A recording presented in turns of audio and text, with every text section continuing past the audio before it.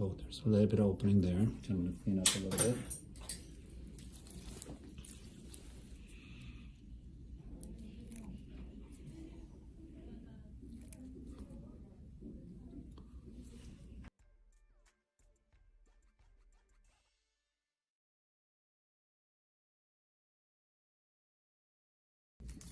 You ready? Yes. Ready? Okay. Hi, John. John's here today for the first time, right, John? Yes. John's never seen a foot doctor in the past, right? Never seen a foot doctor. Okay. So he's been diabetic for about, what, 10 years or so, you said? 10 or more, yes. Yeah. So he came in with this, possibly an ulcer here. He's got a callus, so I'm going to clean this out to see if there's opening or not. And there's obviously potential problem with the same type of callus. These things can open up and cause a ulcer to form, which is not good. He's quite neuropathic, which means he has numbness, right? Yeah. These are kind of numb. You don't feel any pain there at the bottom? No pain, no. Yeah, so I that's feel pressure, but no pain. Yeah, so that's the problem. These things can come and he doesn't feel pain. Normally when people have it like this, they would have a lot of pain, but he doesn't. So this can potentially be a big problem. So I'm just going to clean this out first and see what it looks like underneath. And then if it's opened up, then we have to treat it properly. We may have to modify his shoes. And then we have to give him instructions to soak it and apply medications and such. So that's what we need to be doing. So right off the bat, I see a little hole here. You can see right over here. So how are you managing your diabetes right now, John? Managing it through diet and medication. Uh-huh.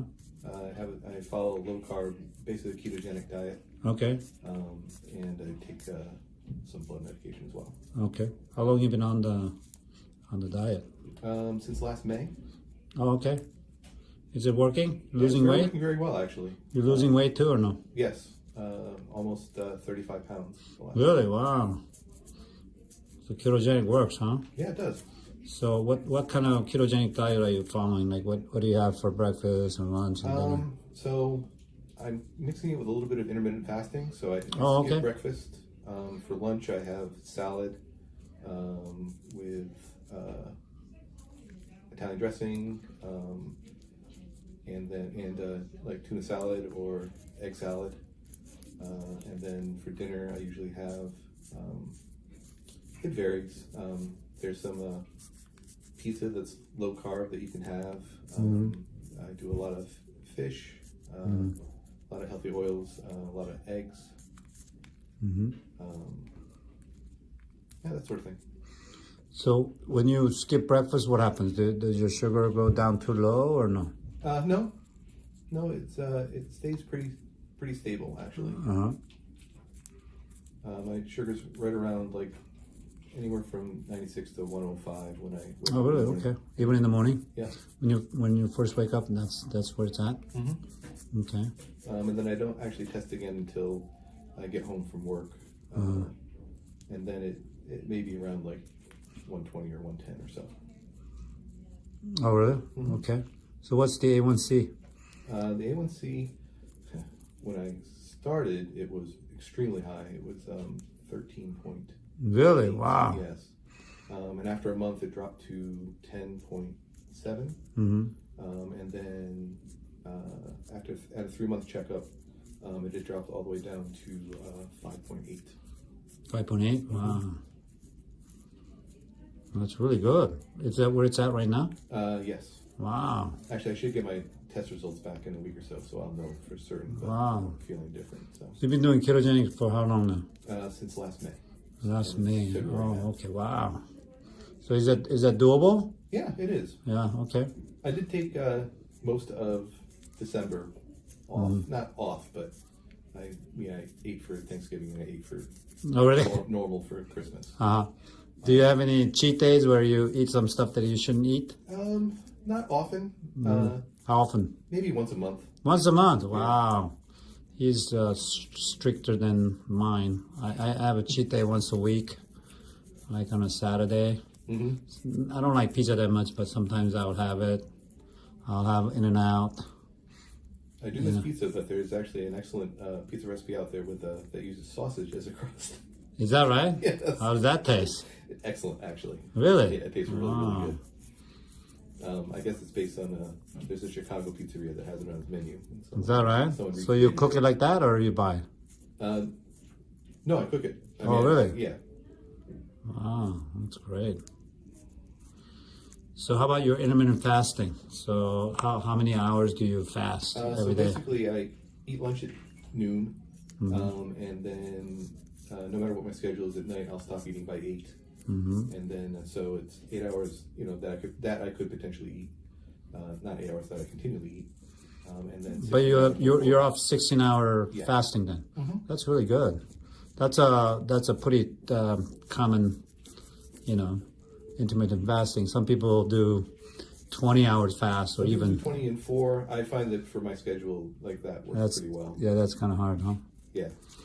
Yeah. So far, there's a little area of small opening, but it looks really good. So I'm gonna have them start soaking in Epsom salt, which kills all the bacteria. Actually, the cells look pretty clear. It's not like big opening. So with his blood sugar well controlled, and he's a good patient, I think we'll be able to get this all better quickly. We just have to make sure we take pressure off this area. We're going to modify his shoes to, make that happen. But I think I'm pleasantly surprised and feel good that I think this is going to heal very nicely. So I'm going to put some medicine after this.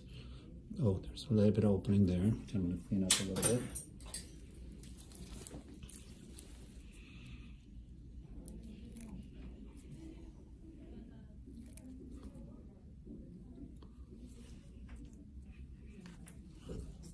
But it's not open, so that's good. So I'm just cleaning out this calluses here off of it. And if you can take pressure off, I think this will nicely fill in. I think your sugar is the main problem. When people don't have your sugar well controlled, then these ulcers don't heal. I mean, obviously taking pressure off is very important as well, because your bone's kind of prominent in this area. Do you do like bone broth soup or anything like that? No. No? Okay. So I do recommend bone broth soup because it's got collagen, which makes up all of these skin, and it heals the skin really well, because you have some skin that needs to fill in here. Okay. So any kind of beef or chicken, like a chicken noodle soup, right? Sure. When people get sick, got all the minerals and other things that can help to heal the wounds very well. So I do recommend some chicken soup, or you can get bone stock chicken or I actually have beef. bone broth at home. I just haven't tried it yet. Oh yeah. I recommend highly. I mean, myself, I take it. I'm gonna go over here and do these other calluses. I recommend about 3 times a week, like for dinner or something. Have the bones broth soup, because all the minerals are in it when you boil it for a while, right? When you cook it, and then put some good spices in it, ginger, garlic, or whatever spice you like. Make it taste really good. It tastes really good too. So this is a potential problem on this side, obviously, because of the callus.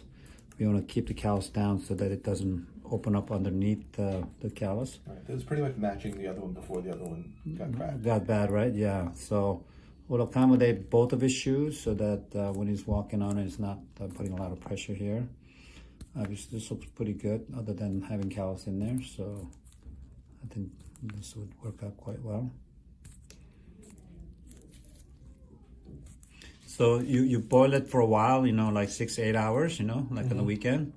And then what I usually recommend people is to divide them up with each serving, each meal, and then put them in the Ziploc bag, and then put them in the freezer. And then whenever you're ready to eat it, you just take it out and then eat it, at that meal. I recommend about 3 times a week if you can, which is what I do. And it's really good for your skin. It heals your skin. It lubricates all your joints, your hair, and everything will improve. So it's a very good way to improve your skin health, especially if you've got an ulcer and opening like this. We really recommend that. That becomes a really good thing to do. Again, it's got a lot of minerals too, which helps everything too. So So that's what I recommend. So I took the cows out. And what I'm going to do is I'm going to put some medicine there on that the other side where it's a little bit opened. I'm going to give you instruction to soak in an Epsom salt daily, and then put antibiotic cream on it, which will be helpful as well. So that feels good. So let's go back here. So now I'm going to put some antibiotic cream on it, and then I'm going to give him a prescription for this. It's called Sevidine. We're going to put this on it, and then I had him bring out his shoes, so we're going to accommodate his shoes. As you can see on this one, you can see that there's a little area where this area was hitting right here, so I'm going to build up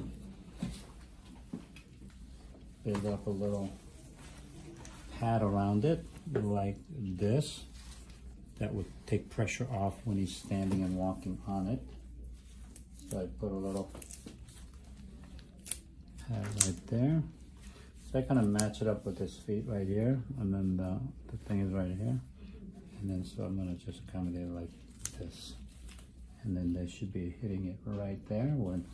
So you're just taking pressure off the area. I'm going to put a couple of them there, and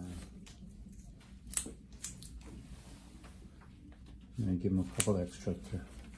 So we'll put this in the shoes, and when he walks on it, the pressure's going to be off, and then we're going to follow up with him in about a couple of weeks to keep cleaning it out, and hopefully it will be all closed up soon.